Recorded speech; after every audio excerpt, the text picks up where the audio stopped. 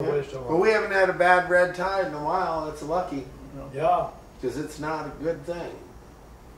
And then we had the Charter House, the restaurant on the south end. The same bunch of people were against it. Jeff Bernal, Harry Kurz, Hans Shield, Carlton Stewart all voted no. The court reversed the verdict and also reversed the appeal, and so the Charter House was built. No one volunteered to run St. Jude's in '86, so Murph Clower said, okay, I'll run it. I'll call it the Gathering Place. So he did, and it was a very successful one, and he gave all the money to charities. Local charities. To local charities. 1987, Bicentennial of the Constitution Parade. In 1988, the town paid $2.7 million for land it could have had under transfer of density. Isn't that nice? Clower was awarded over $8 million from the town on where the town sued him, and he sued back. They went to court in Manatee, no, in Tampa.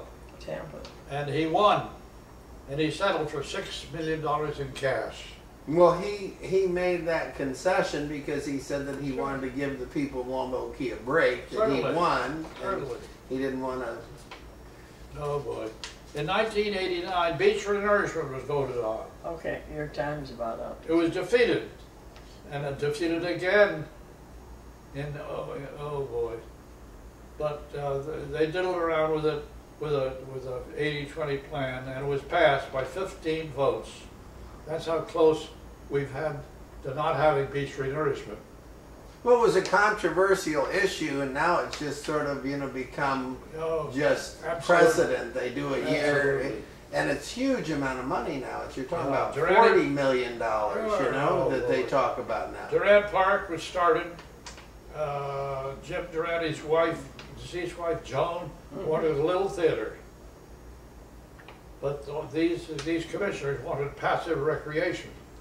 So instead of a little theater, Joan gets a botanical garden. Yeah. 1996, a coastal community center on Durant Park was defeated. Similar result in 1998.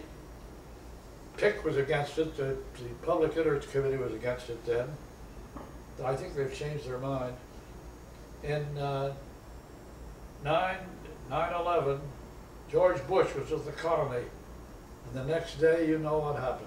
Well, I had Murph Clover as a speaker. You were at that event. That was very nice, wasn't it? Mm-hmm. And I introduced him. I said, the man who has been on the front page of the Observer more times than anyone else.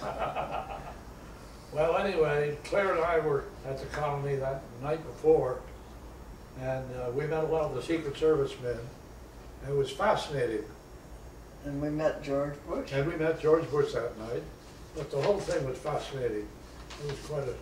Yeah, and there was probably more to that than we'll ever know. Oh, yeah. Because somebody said that they turned away a van full of people who looked like they were from the Middle East. Right. I had someone the next couple of days later that drove up that looked like someone right out of the terrorist thing, driving a red Mercedes, brand new red Mercedes convertible, wanted to rent a place here. And he asked me, in broken English, if he could rent a place here. And I told him, I said, you have to go to Michael Saunders and Company and ask, I said, you go to a real estate company and ask. But it was when they were saying that there were more plots to blow up the Skyway Bridge and people should be on alert. So I called the Longboat police, and they came and treated me like I was some sort of a nut. Sure. And I said, he said, what, did you get the license plate? And I said, a red, shiny, brand new convertible with two people who look like terrorists in it. Right. What more do you need? And he's just going, oh yeah, buddy, sure. Well, look, thank you. Let's just... Our last item is in 2011. Some refugees, Cuban refugees, landed on the north end of Longboat Key. right here. Right. And you know what? If they would have given the guys blowers and rakes, they probably would have gotten away with it. You know what I mean? Gotten away with what? Earphones. If they would have taken all the Cuban refugees and just give them blowers and rakes, they probably nobody would have even noticed them. That's true. Well, okay. Well, Ralph and Claire, thank you very much, and we'll try to do more of this in the future.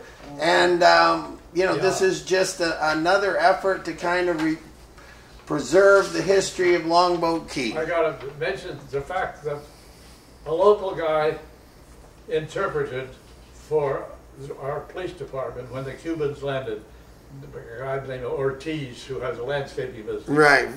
And The thing's quitting, Ralph. this is a far cry from 1955, when 93 people started the town of Longboat Key.